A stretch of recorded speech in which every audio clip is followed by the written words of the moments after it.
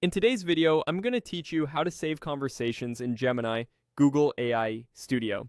By the end, you'll know exactly how to turn on conversation saving so you can revisit your prompts, copy results later, and keep a record of what worked well in your experimentation. First, open your preferred web browser and head to astudio.google.com. This is the home for Gemini's development tools, and it loads the interface where you can try models, iterate on prompts, and manage projects. Give the page a moment to load fully so all the interface elements appear as expected. Once you're in, look for the playground. This is the area where you type prompts and run conversations with the model. Near the top or alongside the conversation pane, you'll see an option labeled Enable Saving.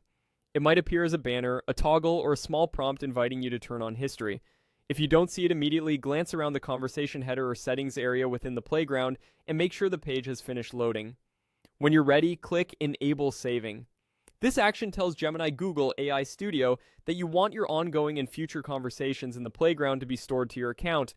In many cases, you'll see a brief confirmation message or a dialog explaining that your chats will be saved so you can review them later.